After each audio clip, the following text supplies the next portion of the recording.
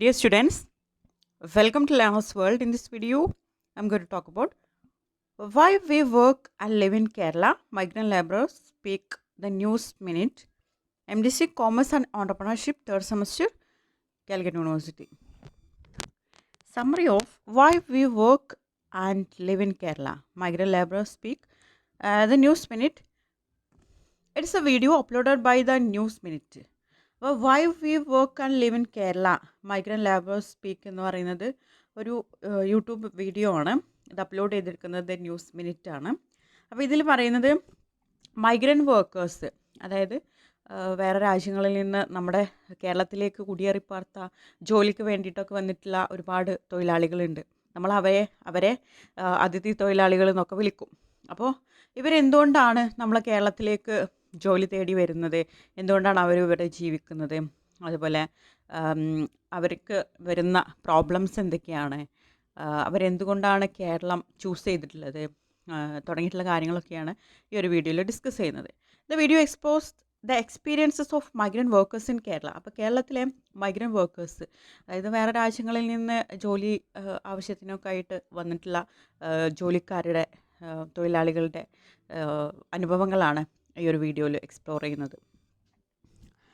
Kerala is considered an immigrant-friendly state that attracts migrant workers from about 25 states, particularly Bihar, West Bengal, Assam and Odisha.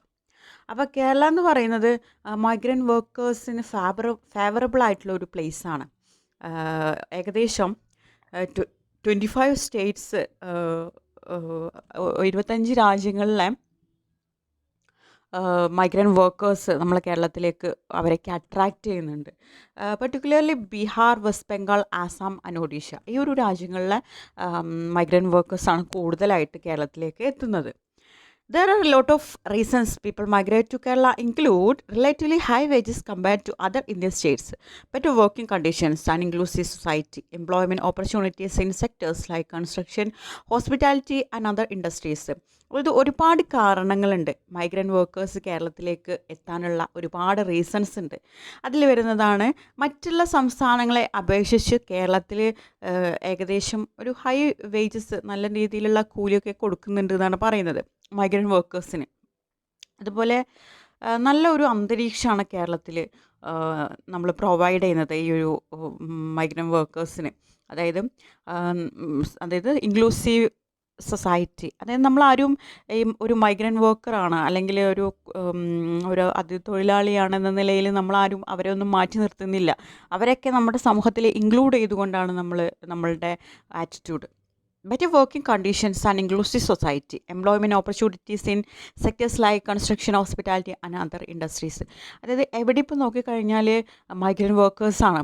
അതായത് കൂടുതൽ അവർക്ക് job opportunities ഉള്ളത് construction വർക്കിൽ, അതുപോലെ hospitality, other ഇൻഡസ്ട്രിയിലൊക്കെയാണ് കൂടുതൽ അവർക്ക് job opportunities ഉള്ളത്. അതുപോലെ ഏതൊരു മേഖല എടുത്തു കഴിഞ്ഞാൽ നമുക്ക് അവിടെ ഒരു മൈഗ്രൻ്റ് വർക്കർ കാണാൻ കഴിയും. The state's welcoming nature has led to migrant workers often being referred to as guest workers rather than migrant laborers. അതായത് നമ്മുടെ ഈ സ്റ്റേറ്റിനെ, കേരളം എന്ന് പറഞ്ഞിട്ടുള്ള നമ്മുടെ സ്റ്റേറ്റ് ഈ ഒരു മൈഗ്രൻ്റ് വർക്കേഴ്സിനെ വെൽക്കം ചെയ്യാണ്. അവരെ ഒരിക്കലും ഒരു മൈഗ്രൻ്റ് ലേബറർ, കുടിയേറി വന്നിട്ടുള്ള ഒരു ജോലിക്കാരൻ, ഒരു തൊഴിലാളി എന്നുള്ള രീതിയിലല്ല അവരെ അഭിസംബോധന ചെയ്യുന്നത്. പകരം ഗസ്റ്റ് വർക്കേഴ്സായിട്ടാണ്, അതിഥി തൊഴിലാളികളായിട്ടാണ് അവരെ കൺസിഡർ ചെയ്യുന്നത്. Kerala receives close to 180,000 migrant workers annually. അതായത് ആനുവലി നമ്മളെ കേരളത്തിലേക്ക് ഏകദേശം 180,000 അടുത്ത് മൈഗ്രൻ്റ് വർക്കേഴ്സ് എത്തിച്ചേരുന്നുണ്ട്. അവരൊക്കെ കേരളം റിസീവ് ചെയ്യുന്നുണ്ട് എന്നാണ് പറയുന്നത്. The total population of migrant workers in the unorganized sector is estimated to around 3.5 to 4 million. അതായത് ഈ മൈഗ്രൻ്റ് വർക്കേഴ്സിൻ്റെ ടോട്ടൽ പോപ്പുലേഷൻ എന്ന് പറയുന്നത് ഒരു അൺഓർഗനൈസ്ഡ് സെക്ടറിലൊക്കെ ഏകദേശം 3.5 to 4 million ആളുകളുണ്ട് എന്നാണ് പറയുന്നത്. They primarily migrate due to lack of employment, poverty and extreme climate conditions in their home states. അവരുടെ നാറ്റീവ് പ്ലേസിൽ അവർ ജീവിക്കുന്ന ആ ഒരു രാജ്യത്ത് അവർക്ക് എംപ്ലോയ്മെൻറ്റ് ഓപ്പർച്യൂണിറ്റീസ് ഇല്ലാത്തത് മൂലം, അല്ലെങ്കിൽ പട്ടിണി മൂലം, അവരുടെ ആ ഒരു എക്സ്ട്രീം ആയിട്ടുള്ള ക്ലൈമറ്റ് കണ്ടീഷൻ മൂലമൊക്കെയാണ് അവർ നമ്മുടെ കേരളത്തിലേക്ക് മൈഗ്രേറ്റ് ചെയ്യുന്നത്. While the general feedback on Kerala's work culture is positive, the video highlights significant problems. അതായത് ഈ ഒരു വീഡിയോയിൽ മൈഗ്രൻ്റ് വർക്കേഴ്സാണ് സംസാരിക്കുന്നത് എന്തുകൊണ്ടാണ് കേരളം സെലക്ട് ചെയ്തത് ഈ ഒരു ജോലിക്കായിട്ട്. അപ്പോൾ അവർ ഒരു പോസിറ്റീവായിട്ടുള്ള ഫീഡ്ബാക്കാണ് അവർ നൽകുന്നതെങ്കിലും അവർക്കിടയിൽ ഒരുപാട് സിഗ്നിഫിക്കൻ്റ് ആയിട്ടുള്ള പ്രസക്തമായിട്ടുള്ള ഒരുപാട് പ്രശ്നങ്ങൾ നേരിടേണ്ടതായിട്ട് അവർക്ക് വരുന്നുണ്ട്. എന്തൊക്കെയാണ് ആ പ്രശ്നങ്ങൾ?